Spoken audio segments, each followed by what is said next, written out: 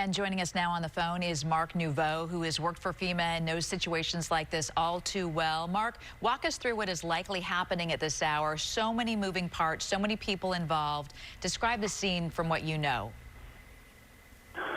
Yeah, what they're typically doing at this point is they're locking down the facility in terms of the mall. They're trying to cover the entrances and exits. They're partnering with the fire department, paramedics, and/or there may be embedded paramedics with the SWAT team.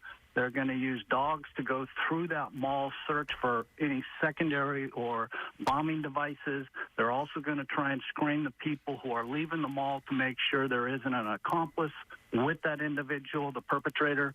So they're going to be very, very careful. They're also trying to build a criminal case as they go through this process, too. Everything is evidence. So not only are they protecting the citizens, but they also have to make sure they preserve evidence. Mark, we've heard that it is possible that 2 people were shot in the food court area of the Tanforan Mall.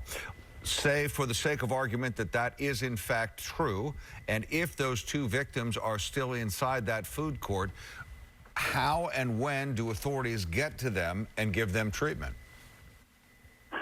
My sense would be if they've got the perpetrator, those people are already getting treatment now. But what they do is they do an emergency medical system alert. And so that particular county, along with adjacent counties and the hospitals, are put on standby. They bring in standby ambulances, all in precaution to treat people in case they find more victims. And Mark, we know that the BART station that is very nearby has shut down. Why would they go to that precaution? Just so any extra perpetrators, if they're looking for, couldn't get away? Or your thoughts on that?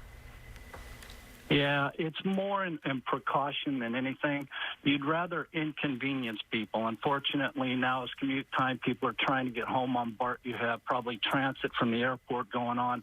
But they'd rather inconvenience folks than put them in a dangerous situation. And until they know for sure that there's only one perpetrator and there is nothing else that's going to happen, they're going to act in abundance of caution. Mark, this is a large mall. How many people do you need to secure this entire mall? It's determined on how active the incident is. You can see from some of the phone video, they're trying to cover as many of those exits as possible. They're going to keep calling as many resources as they can. I'm sure they're into a mutual aid situation with other police departments. They've certainly got SWAT officers on scene. So it's a difficult task because of so many entrances and exits, but they're going to keep calling resources until they feel comfortable that they've got this thing in hand, which it looks like they do, but you don't know and you don't want to take anything for granted. And Mark, with such a large public setting like this is, a very busy mall with a lot of department stores, a movie theater, it's a crowded area, it's a busy time of day. How many different types of law enforcement agencies would you call in? Like likely who's involved law enforcement-wise on this particular type of operation? Yeah, the first arriving police officer is the incident commander. Then as higher-ranking authorities, officers, captains, etc., arrive on scene, they're going to take charge of that scene. They're going to continue to call resources based upon a plan they put in place, unified command.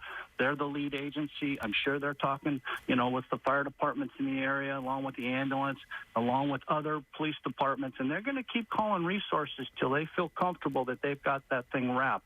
If they feel comfortable that there's one perpetrator, and they're going to get information from people who are in that food court, asking them questions as they exit, they're putting all that together, trying to make a determination on the amount of resources they need. Mark, you're a former deputy chief with the local fire department. As a firefighter, putting on that cap for a moment here, when you come to a scene like this, if you were called to a scene like this, what would you do? I'm assuming that the police would be the first line of defense and you would follow after them.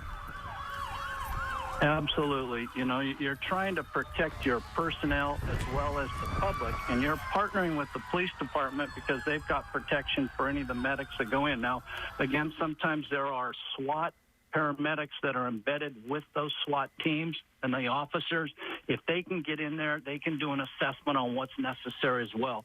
So really, this is a difficult incident because you have to not only protect yourself and the people, but you've got to be, aggressive enough to get into that mall and make sure the shooting stops. All right, Mark, we're going to have you hold with us for a minute. We want to go. We're looking right now at live pictures. Our camera just arrived on the scene.